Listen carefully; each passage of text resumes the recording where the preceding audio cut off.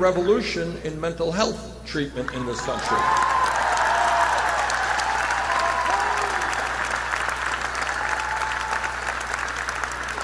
And it's not just dealing with drugs and addiction.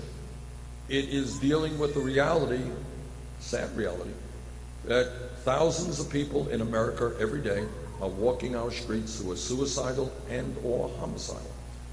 And we have got to get people who have mental health crises the treatment they need when they need it, not 6 months from now.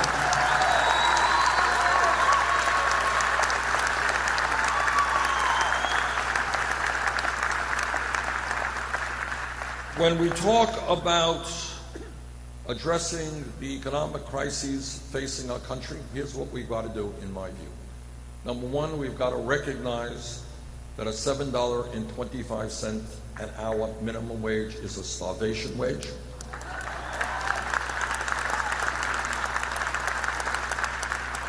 And let me give you an example of why I am optimistic about the future of this country. Everybody here knows that change, real change, never takes place from the top on down, always takes place from the bottom on up.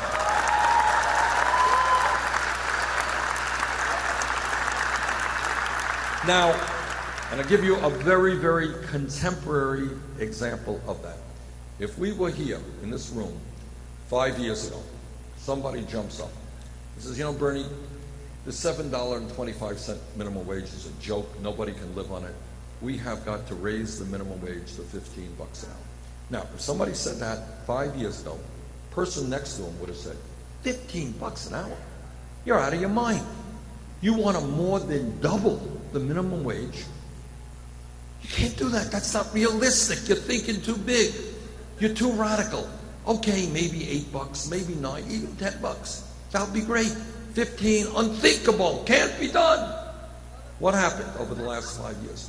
What happened is, with the support of unions, people in the, right, what happened is, and I've been out on picket lines with these people, with the support of unions, people in the fast food industry, McDonald's, Burger King, Wendy's, etc., they went out on strike. They protested, they demonstrated. And they made, that's right, called the Fight for 15. That's what it was about.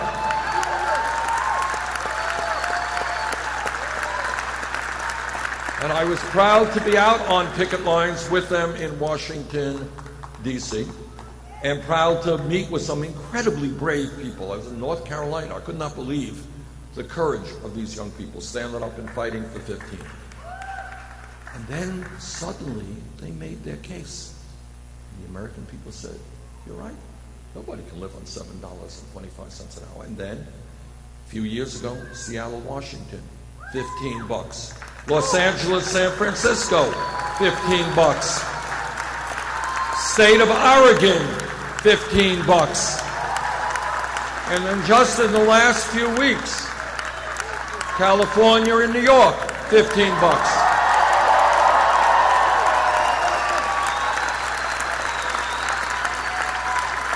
Now, if anybody here thinks that the way this works is that the governor of New York woke up one day and said, gee, you know, I think $15 an hour would be a fair and just wage. That's not how it works. It works when people demand and fight for that and make him an offer he can't refuse.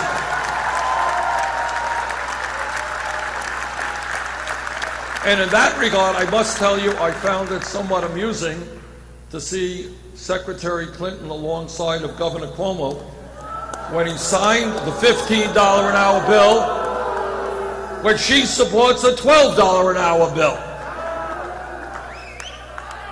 So that's how change takes place, from the bottom on up.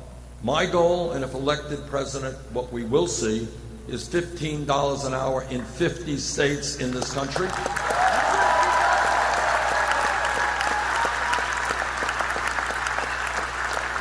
We will end the absurdity of American women making 79 cents on the dollar compared to men. Pay equity for women.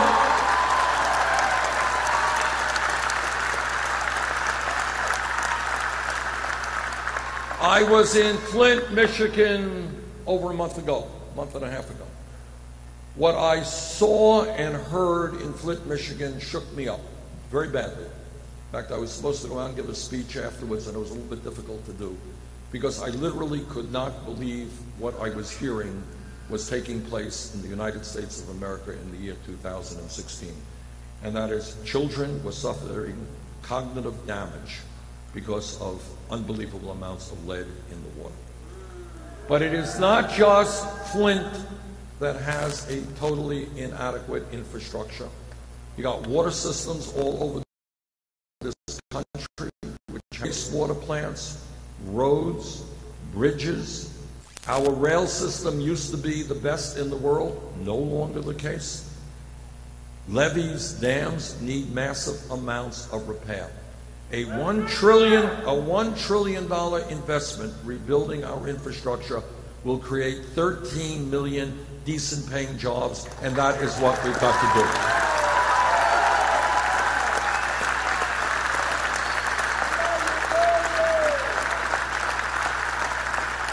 And when we talk about why the middle class of this country is in decline, one of the clear reasons is we have pursued disastrous trade policies for the last 30 years. And what that means is NAFTA, CAFTA, permanent normal trade relations with China, other trade agreements were written by corporate America for the design purpose of throwing American workers out on the street, going to low-wage countries, and then bringing their products back into this country. Now, all of us believe, I hope, that we've got to do everything we can to help the poorest people in the world. But you don't have to destroy the American middle class to make that happen.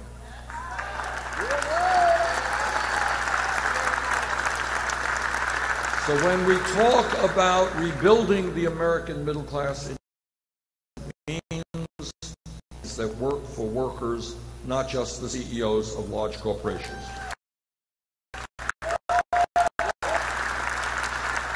Secretary Clinton has supported virtually every major trade agreement.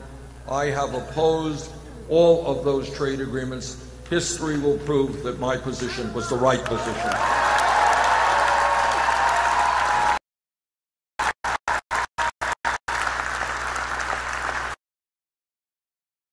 Thinking outside of the box means taking a hard look at education, and it means understanding that we are so far behind where we should be that it is an international embarrassment.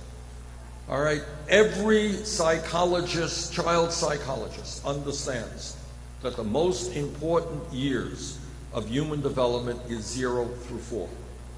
And yet we have a dysfunctional child care pre-K system in which millions of working families are unable affordable child care.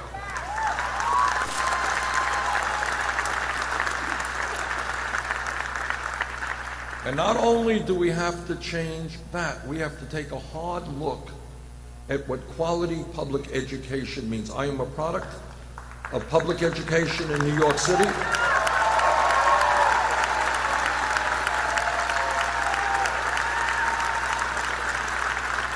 I went to PS 197 in Brooklyn,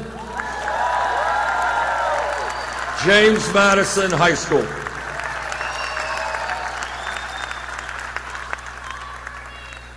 When we look at public education, we understand that in many respects, not all, but many respects, a college degree 50 years ago.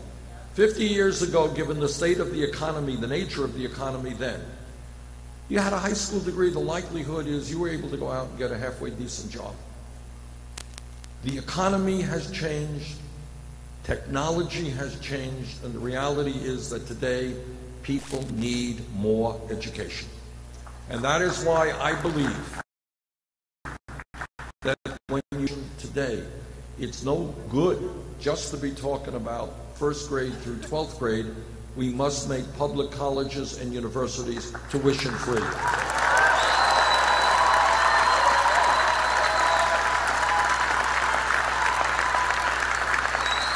This is not a radical idea, and I don't want anybody to think it's a radical idea. Not only does it exist already today in Germany, Scandinavia, and other countries, guess what?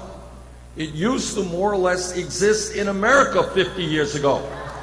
Many of you don't know this, but you could 50 years ago go to one of the great public colleges or universities in America, City College, Brooklyn College, virtually tuition free. Go to the University of California, virtually tuition free. If we could provide virtually free public education 50 years ago, we sure as hell can do it today, and that is what we've got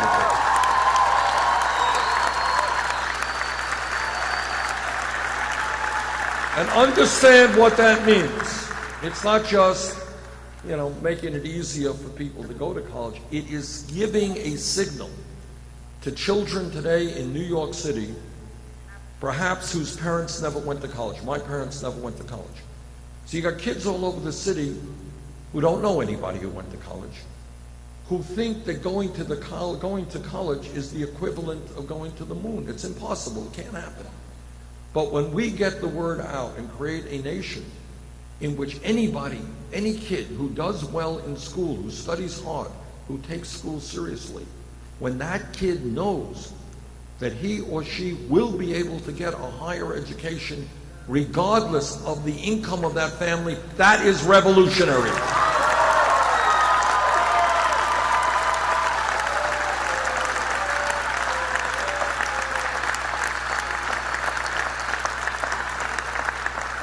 And we're also going to deal with this horrendous level of student debt that millions of people are now carrying.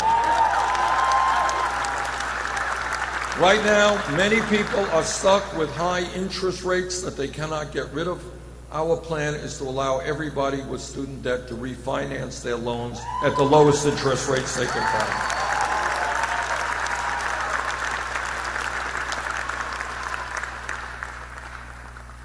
I am a member of the U.S. Senate Committee on the Environment, and I will tell you what you already know. And that is that climate change is real. It is caused by human activity. It is already doing disastrous harm to this planet. What the scientists are also telling us very clearly is that in many ways they have underestimated the potential damage of climate change. And that by the end of this century, it is possible that our planet could be 5 to 10 degrees Fahrenheit. What means more drought, more flood, more extreme weather disturbances, more acidification of the ocean, more rising sea levels, more international conflict as people fight over limited natural resources. That is the future we are looking at if we do not act boldly and decisively in transforming our energy system away from fossil fuel.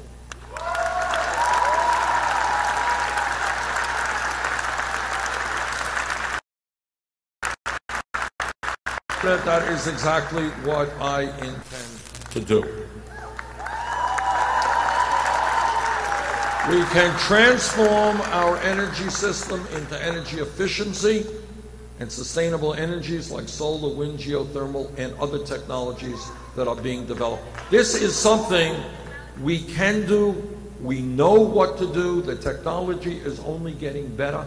The issue is simply having the political will, telling the Republicans that they have got to face reality. They cannot continue to deny the reality of what's happening, and they got to worry about the future of this planet more than their campaign contributions from the fossil fuel industry.